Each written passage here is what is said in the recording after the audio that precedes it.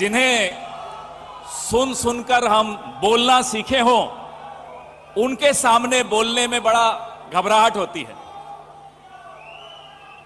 आज मुझे यह अवसर मिला कि जिन सोनिया गांधी जी को हम सुन सुनकर प्रेरित होते थे, आज उनके आशीर्वाद से मैं 85वें महाधिवेशन में बोल रहा हूं।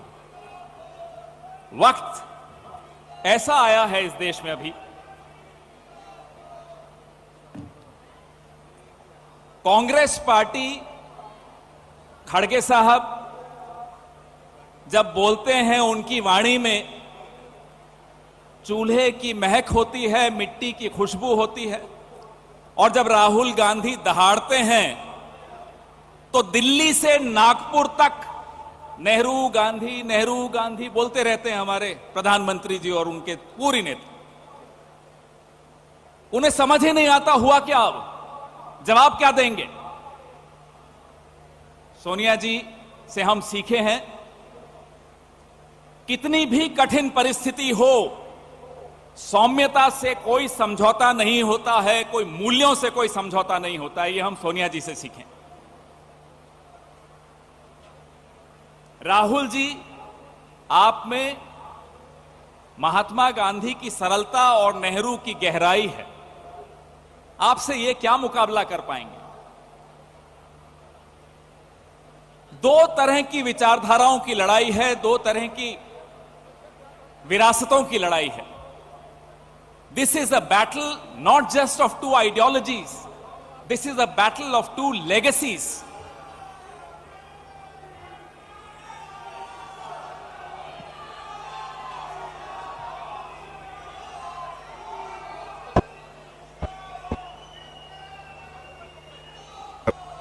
बीजेपी तो जब मैं आपसे कह रहा था कि ये दो विरासतों की लड़ाई है, जड़ें जोड़ती हैं और शाखाएं बांटती हैं। हमारी जड़ों से इनको नफरत है, क्योंकि हम जोड़ने की बात करते हैं। हमें इनकी शाखाओं से नफरत नहीं है, लेकिन जो इनकी शाखाएं बांटने का काम करती हैं, उसी को रोकने के लिए राहुल गांधी 4000 किलोमीटर पैदल चले। हम भी आराम उठा सकते थे घर पे रहकर, क्या जरूरत थी राहुल गांधी जी को इस तरह से पैदल चलने की, लोगों से मिलने की, इतना संघर्ष करने की।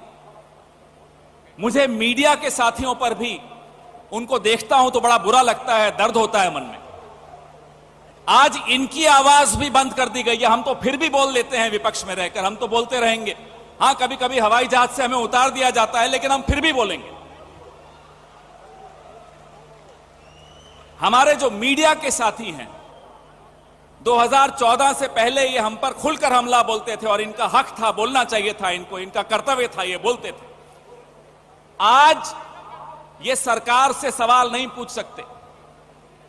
सरकार से पूछना तो छोड़ दीजिए, ये हमसे ही सवाल पूछते हैं। चलिए, आपका स्वागत है, आप हमसे सवाल पूछिए, हमें कोई आपत्ति नहीं है। कल प्रेस वार्ता कर रहा था, मुझसे सवाल पूछा कि राहुल गांधी जी दाढ़ी कब हटाएंगे।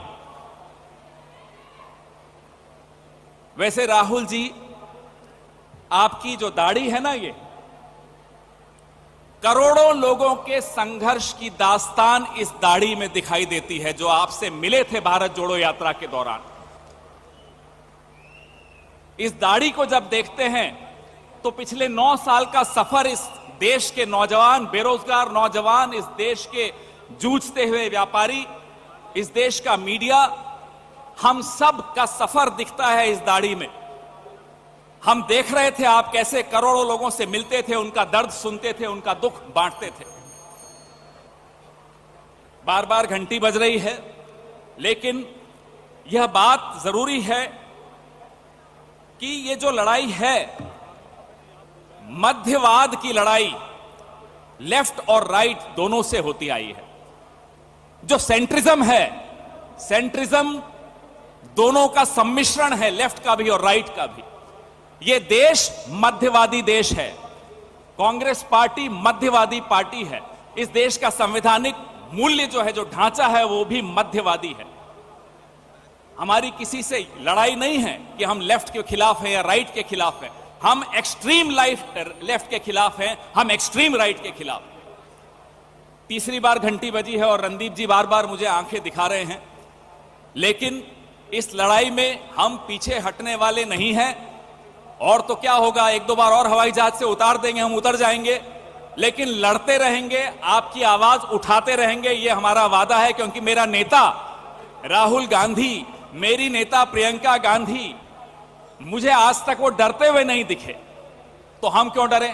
हम भी नहीं डरेंगे, लड़ेंगे, लड़ेंगे और जीतेंगे। जय हिंद, जय कांग्रेस।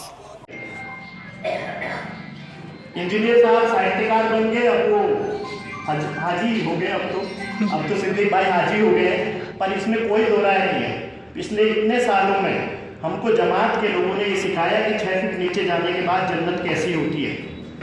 75 सालों में हमने किसी ने ये नहीं समझाया कि पढ़ लिख के कॉलेज के प्रोफेसर बन के 1.5 लाख रुपये हर महीने आता है। वो 6 फीट नीचे जमीन में ले जाके ये समझा गए कि जन्नत कैसी होती है, और सारा मेवात जन्नत की तैयारी कर रहा है। अभी नूह में 10 लाख लोग आए, बताइए ना। सुनकर देखो, सुनकर देखो, सुनकर देखो जी, ममता राहुल मोदी बोले, लिखे जितेंद्र जी।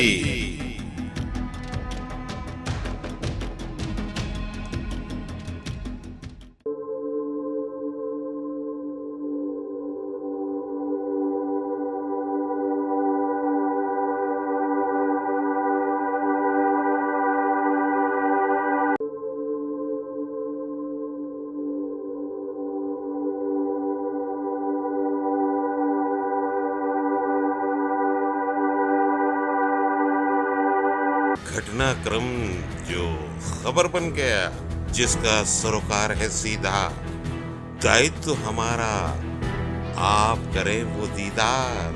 कार्यक्रम ऐसा जो देगा भरपूर जानकारी, देखें, सुने और पढ़ें। सदीनामा रोजाना बुलेट, सदीनामा रोजाना बुलेटिन का संपादकीय विशेष। सब्सक्राइब करें, कमेंट्स करें, क्यूटी काटें और मेंबर बने यूट्यूब चैनल सदीनामा।